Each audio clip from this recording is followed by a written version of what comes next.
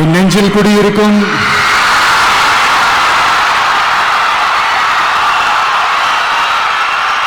கரூர் சொந்தங்கள், உங்கள் அனைவருக்கும் என்னுடைய வணக்கம்.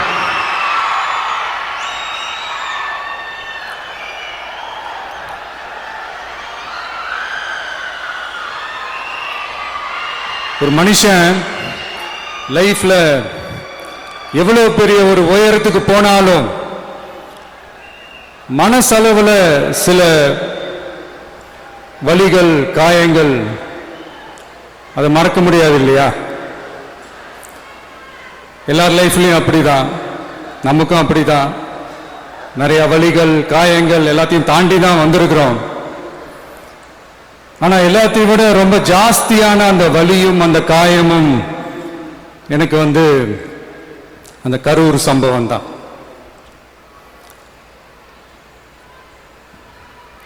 மக்களை சந்திக்கிறதுக்காக, மக்களை சந்திக்கணும், மக்கள் பிரச்சனைகளை எடுத்து பேசணும். அதுக்காக தான் அந்த மக்கள் சந்திப்பு பயணத்தை தொடங்கி திருச்சி, அரியலூர், நாகப்பட்டினம், திருவாரூர், நாமக்கல், கரூர் அப்படின்னு சொல்லிட்டு போயிட்டு இருந்தோம். அரியலூர்ல அந்த மீட்டிங் முடிச்சுட்டு பெரம்பலூர் போறதுக்கு முன்னாடி அந்த பெரம்பலூர் போலீஸ் எங்களை அலர்ட் பண்ணாங்க. சரிங்க, கூட்டம் கொஞ்சம் ஜாஸ்தியா இருக்கு, லேட் ஆயிடுச்சு, வராதீங்க அப்படின்ட்டு. So we had no choice. Police சொன்னால் நம்ம அதை ஒபே பண்ணி தானே ஆகணும். அதே நேரத்தில் பெரம்பலூர் மக்களோட அந்த சேஃப்டியும் மைண்டில் எடுத்துக்கிட்டு ஒரு மன வலியோடவே திரும்ப போயிட்டோம். அதுக்கப்புறம் பெரம்பலூர் தொகுதி மக்களுக்கு மன்னிப்பும் கேட்டோம்.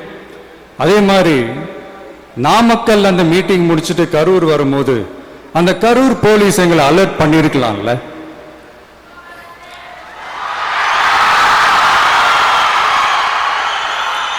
இல்ல சார், இங்க எதிர்பார்த்ததை விட கொஞ்சம் கூட்டம் அதிகமா இருக்கு, கண்ட்ரோல் பண்ண முடியல, வராதீங்க. அண்ட் போலீஸ் நினைச்சா அவங்க அந்த மீட்டிங்கே கேன்சல் பண்ணலாம். ஏதோ தப்பா இருக்கு, ஏதோ தப்பா தோணுது அப்படின்னு நினைச்சிட்டாலே they have all the rights to cancel the meeting. எங்ககிட்ட கேட்கணும்லாம் ஒன்றும் அவசியமே கிடையாது. ஆனா அதையெல்லாம் எதுவுமே செய்யாம அந்த ஹைவேல இருந்து அந்த ஸ்பாட்டுக்கு போலீஸே எங்களை உள்ள கூட்டிட்டு வந்து விட்டு அந்த நாடகமா இருக்கு பாருங்க.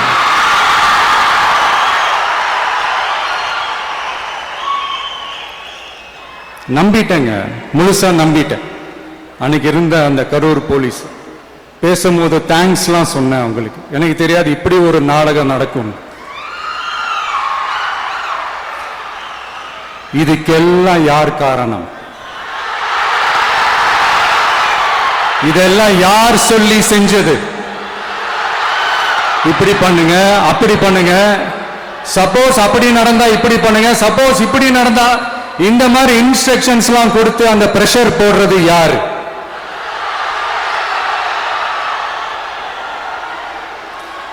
அந்த சம்பவத்துல நம்ம யாரெல்லாம் இழந்திருக்கோம் தெரியுமா? ஒரு டிவியில என் படமோ பாட்டோ வந்துச்சுன்னா, அம்மா விஜய் மாமா, அம்மா விஜய் மாமா அப்படின்னு சொல்லி அவங்க அம்மா கிட்ட சிரிச்சுக்கிட்டு அந்த டிவி ஸ்கிரீனை போய் தொட்டு முத்தம் கொடுத்துக்கிட்டு என் அக்கா தங்கச்சிங்களோட தங்க பிள்ளைகளை இழந்திருக்கோம்யா.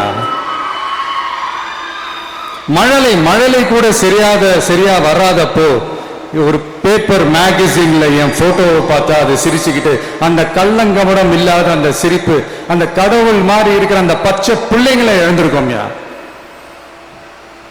என் அக்கா, தங்கச்சி, அண்ணன், தம்பி, குடும்ப உறவுகளை இழந்து அந்த வலியோட இருக்கிற என்ன நீங்க ஏளனமா பேசுறீங்களா? ஏன் மேல பழிய தூக்கி போடுறீங்களா? இப்படி ஒரு சம்பவம் நடந்துருச்சு. இது ஏன், எதனால, அதுக்கான பின்னணி என்னன்ட்டு அந்த வலியோட வீட்டுல உட்கார்ந்துட்டு இருக்கிற ஓடி ஒளிஞ்சிட்டான்னு வர சொல்றீங்களா? வாயின்னு முன்னிருந்தா என்ன வேணாலும் பேசுறீங்களா?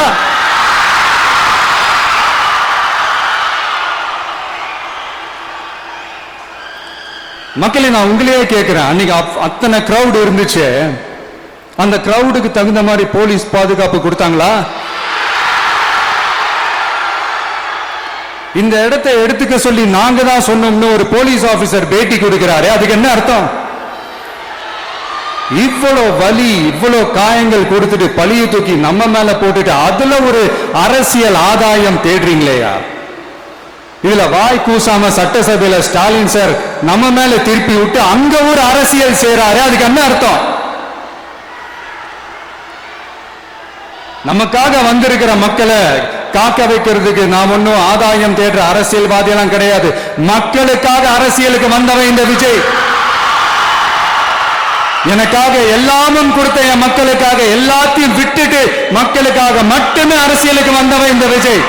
அவங்களுக்காக நன்றி கடன் செலுத்துறதுக்காக மட்டுமே அரசியலுக்கு வந்தவன் இந்த விஜய். உங்களுக்கு தான் இந்த விஜய் பத்தி நல்லா தெரியுமே. ஆனா நம்ம எல்லாருக்குமே இத்தனை வலிகள் காயங்கள் கொடுத்தவங்களுக்கு இந்த 2026 தேர்தலில் தக்க பதிலடி கொடுத்துட்டீங்க. ஆனா அது மட்டுமே பத்தாது மக்களே, அது மட்டுமே பத்தாது. காலகாலத்துக்கும் எழுந்திருக்கவே முடியாத அளவுக்கு நிரந்தரமான ஒரு பதிலடியை நீங்க கொடுத்துக்கிட்டே இருக்கணும்.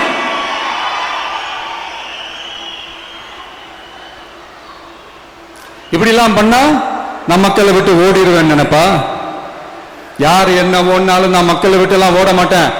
அன்னைக்கும் சொன்னேன், இன்னைக்கும் சொல்றேன், நாளைக்கும் சொல்றேன், தில்லா சொல்லுவேன், கெத்தா சொல்லுவேன். பணமா ஜனமா அப்படின்னு கேட்டா என் ஜனம் தான் எனக்கு முக்கியம்.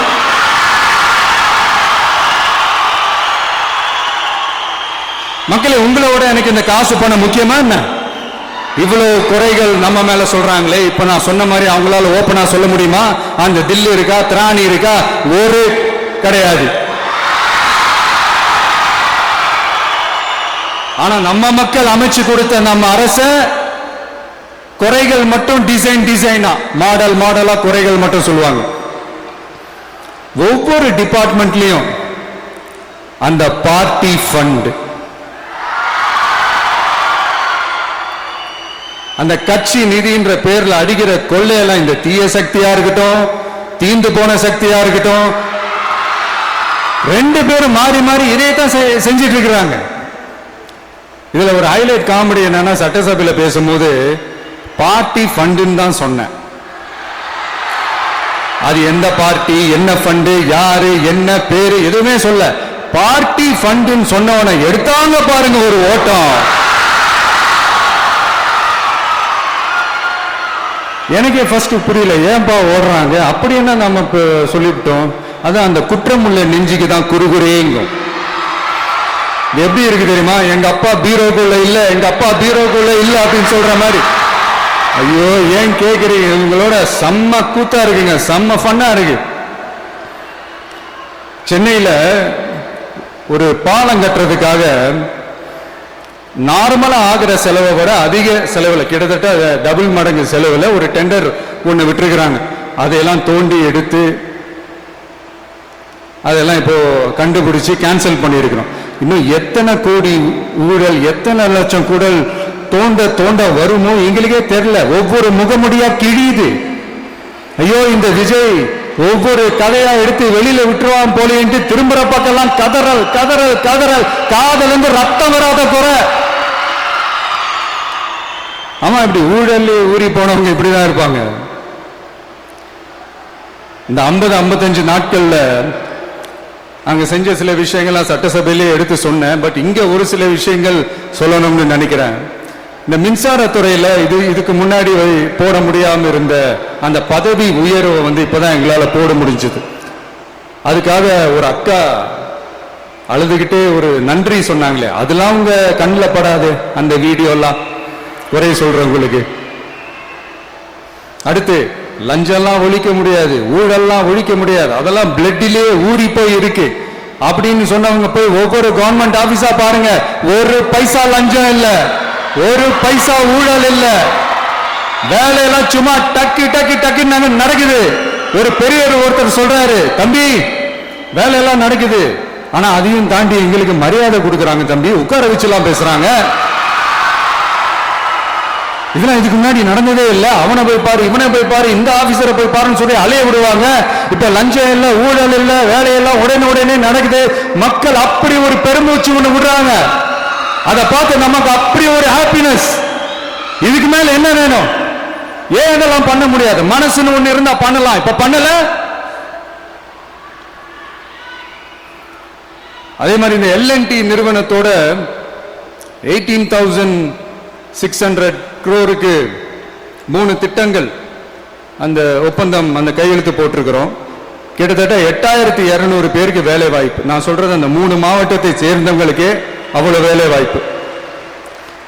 குறுவை சாகுபடிக்காக 134 கோடியில் அந்த சிறப்பு தொகுப்பு திட்டம் அறிவிச்சிருக்கிறோம் நம்ம விவசாயிகளுக்காக. இப்பவும் சொல்றேன், நம்ம விவசாய பெருமக்களே, உங்களோட இந்த அரசு கூடவே நிற்கும். பெண்கள் பாதுகாப்புக்காக சிங்கப்பெண் அதிரடி படை, அது உங்களுக்கு நல்லா முன்னாடியே தெரியும். வரப்போற அறிஞர் அண்ணா அவர்களுடைய பிறந்த நாள்ல உங்க அண்ணனுடைய அரசுல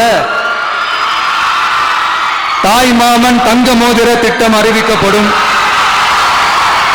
இதெல்லாம் கேட்டாங்களே, வாக்குறுதி கொடுத்தீங்களே, என்னாச்சு என்னாச்சுன்னு. இந்த தீய சக்தி மாதிரி ரீல் தாய் மாமன்லாம் கிடையாது, ரியல் தாய் மாமன். ரியல் தாய் மாமன்.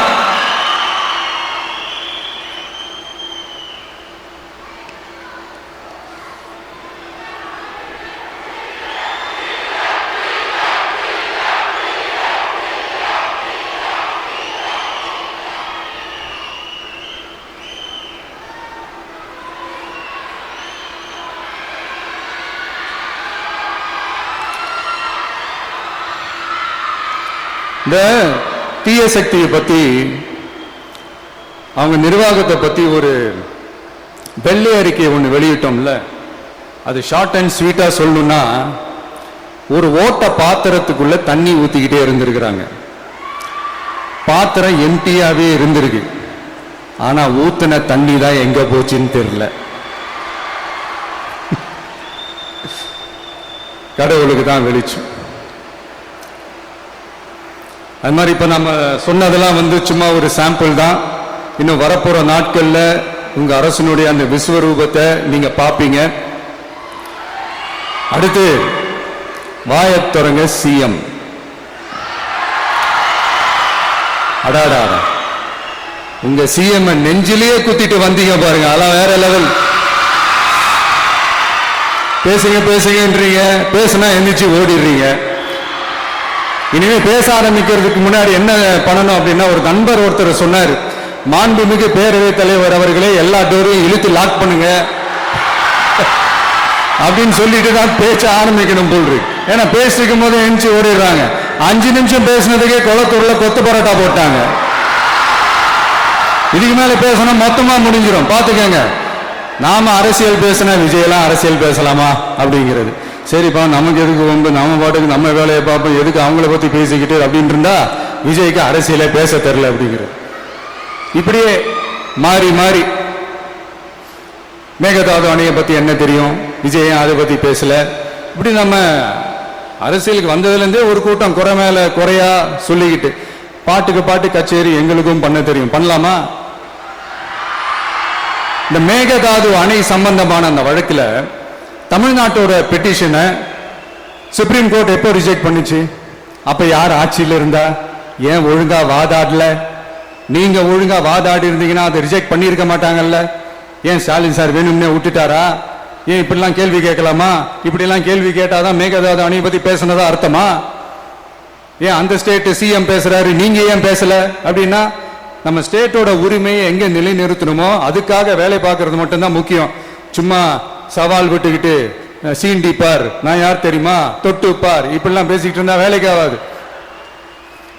சும்மா பேசி பேசி பிரச்சனையை வளர்த்துக்கிட்டு யார் மேலே அது பழியை தூக்கி போட்டுட்டு அப்புறம் மக்களை அம்போன்னு தெருவில் விட்டுட்டு இப்படிதான் ஒரு அரசியல் பண்ணணும்னா அந்த அரசியல் நமக்கு தேவையும் இல்லை, அதை நம்ம செய்யவும் போறதில்லை. Talk less work more mode தான், அதுதான் நம்ம பாலிசியே. அதனாலதான் சட்டசபையில அந்த அரசினர் தீர்மானம்னு சொல்லி ஒன்று கொண்டு வந்தோம். அது எப்படி டு டேக் இட் ஃபார்வர்ட், எப்படி கொண்டு போகணுமோ அதை சரியா செய்வோம். சென்ட்ரல் கவர்மெண்ட்ல இருந்து அந்த டீலிமிட்டேஷனை திரும்ப கொண்டு வர போறதா ஒரு பேச்சு ஒன்று அடிபடுது. யார் என்ன டீலிமிட்டேஷன் கொண்டு வந்தாலும் தமிழ்நாடு அது ஒத்துக்கவே ஒத்துக்காது. நமக்கான இடத்தை யாரும் பறிக்கவும் முடியாது, அது பறிக்கவும் விட மாட்டோம். இப்படி நாம இருக்கும் போது இந்த தீய சக்தி திமுக எங்க போய் நிக்குது, யார் கதவை தட்டிக்கிட்டு நிக்குது, அது உங்களுக்கே நல்லா தெரியும். மக்களே, இந்த தீய சக்தியும் தீந்து போன சக்தியும் வேற வேறலாம் இல்ல, கூட்டு கலவானீங்க. சொல்ல முடியுமா அவங்களால? எங்களுக்குள்ள ஒட்டும் இல்லை, உறவும் இல்லை, அறிவிக்க முடியுமா? நிரூபிக்க முடியுமா? இந்த வரப்போற இடைத்தேர்தல் அதை நிரூபிச்சு காட்டுங்க, அப்புறமா பேசுங்க. மக்களை, என் மனசை விட்டு கரூர் எப்பவும் நீங்கவே நீங்காது. நமக்கு ஏற்பட்ட வேதனையான சம்பவத்தை, நமக்கு எதிராக நடந்த சதிய சூழ்ச்சிய இனி வர்ற ஜெனரேஷனும் அவங்களுக்கு தெரியப்படுத்தணும்ல. அதுக்காகவே இனி ஒரு அரசியல் சதிய, அரசியல் சூழ்ச்சிய யாரும் யோசிக்கவே கூடாதுன்றதுக்காகவே கரூர்ல ஒரு நினைவு சின்னத்தை நம்ம டிவிகே சார்பா அமைக்கப்படும் அப்படின்றத அறிவிக்கிறோம். அப்புறம் கரூர்ல இருந்து ஒட்டுமொத்த தமிழ்நாட்டு மக்களுக்கும் சொல்றேன், உங்க டிவிகே அரசு உங்களுக்காகத்தான் உழைக்கும். அடிப்படை வசதிகளை முதல்ல நிறைவேற்றணும்.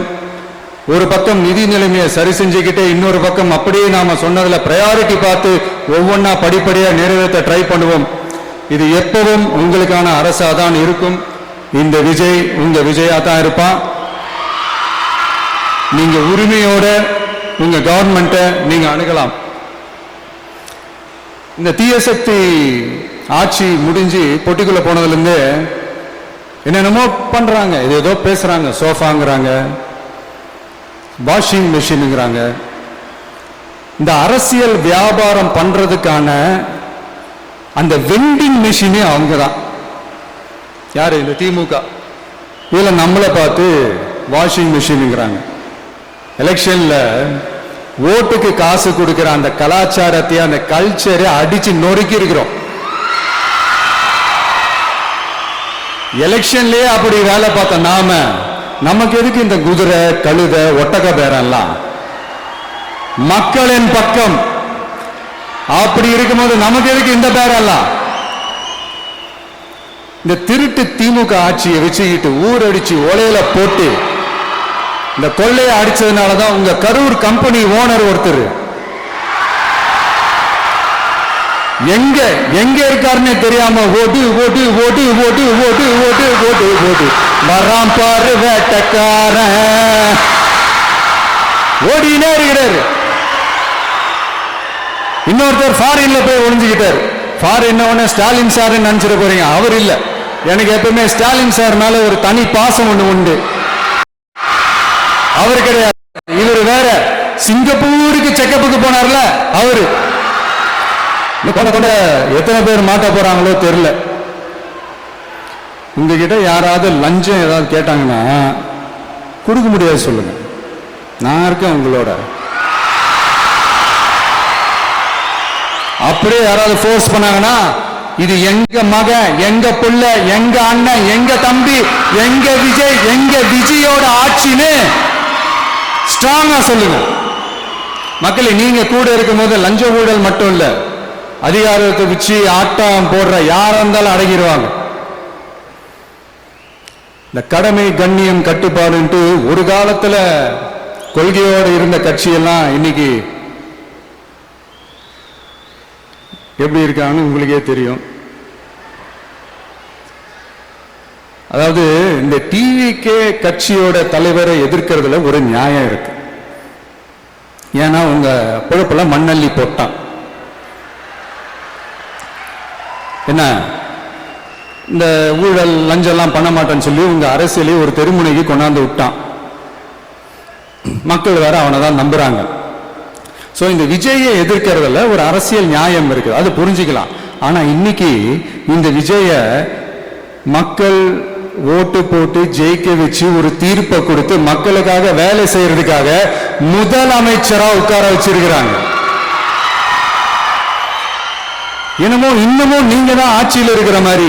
விஜய் கரூருக்கெல்லாம் போக கூடாது, விஜய் இங்க போக கூடாது, அது செய்யக்கூடாது, இது செய்யக்கூடாதுன்னு எனக்கு புரியலையே.